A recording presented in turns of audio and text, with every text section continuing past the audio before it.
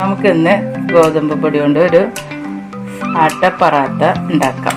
അതെങ്ങനെയാണ് ഉണ്ടാക്കുന്നത്? അതിന് 2 ഗ്ലാസ് ഗോതമ്പ് പൊടി, അതിന് പാകത്തിന് ഉപ്പിടുക, പാകത്തിന് ഉപ്പും, പിന്നെ വേണ്ടത് ഒരു ടീസ്പൂണ് ഓയിൽ ഒഴിക്കണം.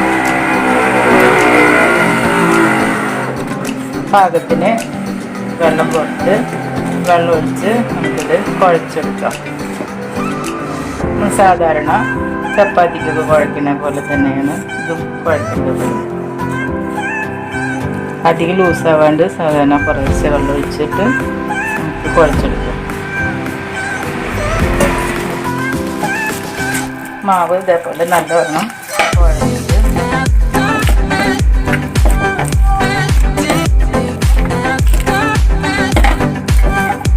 ഇനി നമുക്ക് ഈ പറാത്തയ്ക്ക് വേണ്ട ഉരുളൻകിഴങ്ങ് കൊണ്ട് കറി ഉണ്ടാക്കാം. പിന്നെ 2 ഉരുളൻകിഴങ്ങ് ഞാൻ പുഴുങ്ങി തൊലി കളഞ്ഞ് വെച്ചിട്ടുണ്ട്.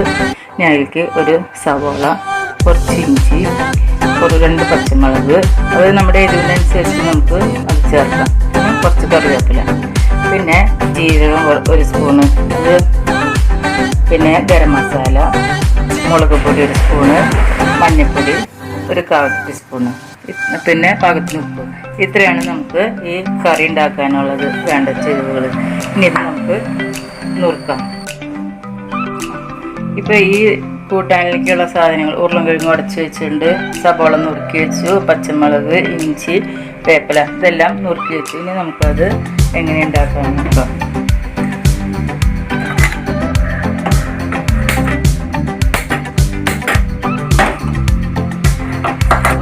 ഒരു സ്പൂണ് ജീരകം ഇടാം.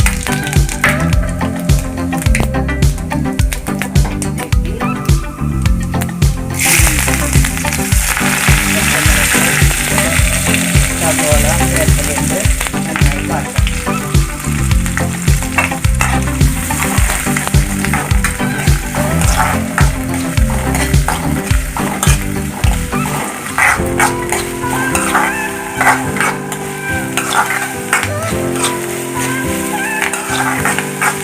സബോള നന്നായി പെട്ടെന്ന് വാടി കിട്ടാൻ വേണ്ടി നമുക്ക് സ്വല്പം പൊടി,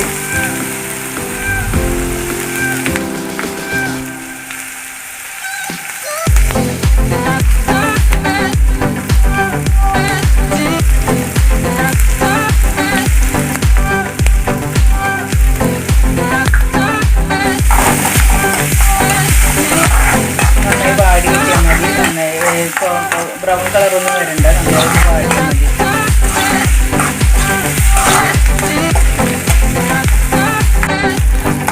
ഇപ്പോൾ ഏതാണ്ട് ഉള്ളി ഇതൊക്കെ വാടിയിട്ടുണ്ട്. ഇനി ഇതിലേക്ക് നമുക്ക് മസാല ഇടാം. മസാല ഇടുമ്പോൾ തീ ചെറുതാക്കി ഇട്ടു.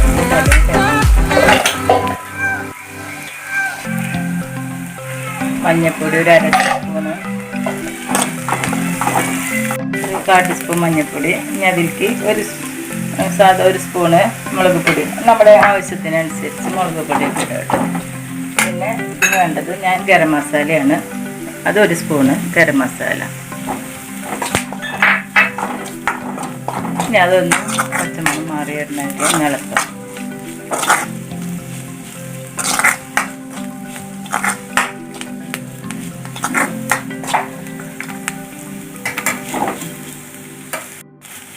ഇനി ഇതിലേക്ക് നമുക്ക് ഈ ഉരുളൻകിഴങ്ങ് ഉടച്ച് വെച്ചത് ഇടാം.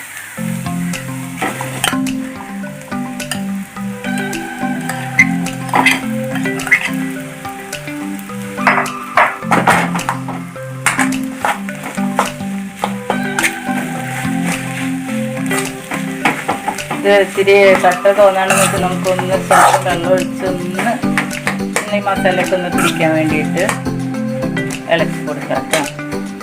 ഞാനൊരു സ്വല്പം വെള്ളം ഒഴിക്കുന്നുണ്ട്. അപ്പം തന്നെ കുറച്ച് ഉപ്പ് നമുക്ക് പോരായുള്ളതും കൂടി അതിലേക്ക് ഇടണം.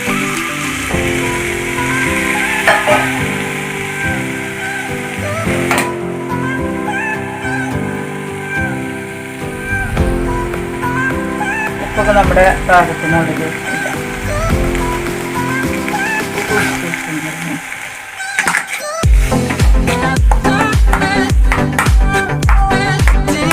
ഇത് കറി പാകമായിട്ട് ഇതൊന്ന് ചൂടാറാനായിട്ട് നമുക്ക് ഉരുളക്കിഴങ്ങ് നന്നായി ഉടഞ്ഞ് ചേർന്നോട്ടെ, അല്ലെങ്കിൽ അത് നമുക്കത് ഉണ്ടാക്കുമ്പോൾ പൊട്ടിപ്പോരും. അപ്പോൾ പൊട്ടാണ്ടിരിക്കാൻ നന്നായി ഉടച്ച് വെച്ചോളൂ. കറി നന്നായി ഉടഞ്ഞിരിക്കണം. പിന്നെ ചൂടാറിയാനാണ് നമുക്ക് അതിൽ ഗോതമ്പിൻ്റെ പരത്തിയിലേക്ക് വെക്കാനും പാടുള്ളൂ കേട്ടോ. നന്നായി ചൂടാക്കണം. ആക്കി വെച്ചിട്ടുണ്ട്. അത് നമുക്ക് സാധാരണ ചപ്പാത്തി പരത്തും.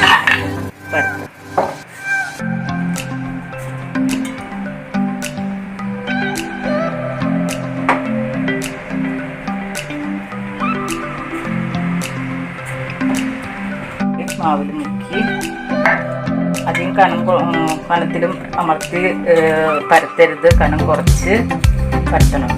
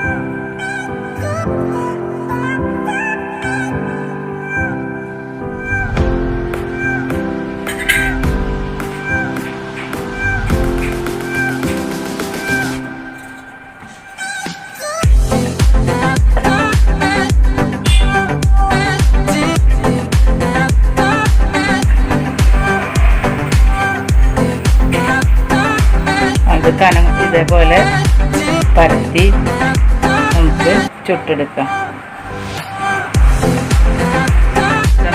ചൂടായി കഴിയുമ്പോൾ ചൂട് സ്ലോ ഫ്ലെയിമിലിട്ടുള്ളൂ. അതിന് ശേഷം നമുക്ക് ഒരു ഗ്രോയിൽ ഒന്ന് തൂക്കി കൊടുക്കാം.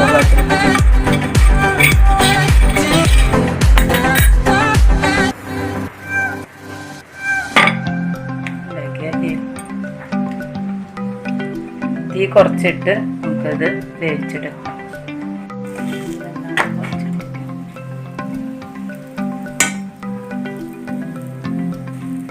നമ്മൾ മാവ് പരത്തുമ്പോൾ ഇത്തിരി കനത്തിൽ, ചപ്പാത്തിയുടെ പോലെ നന്നായി കനം കുറയാണ്ട് കുറച്ച് കനത്തിൽ പരത്തിയുള്ളൂ. എന്നാലാണ് നമുക്ക് ഈ ഫില്ലിങ് വെക്കുമ്പോൾ അത് കറക്റ്റായിട്ട് കിട്ടുള്ളൂ.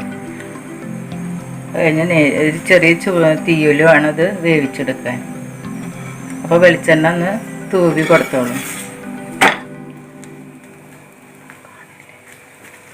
രണ്ട് ഭാഗവും മറിച്ചിട്ട് നന്നായി വേവിക്കുക.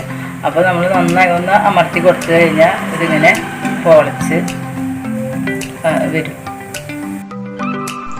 വളരെ സ്വാദിഷ്ടമായ ഒരു ബ്രേക്ക്ഫാസ്റ്റ് ആയിട്ട് നമുക്കിത് ഉപയോഗിക്കാം. സോസ് കൂട്ടി കഴിക്കുകയാണെങ്കിൽ വളരെ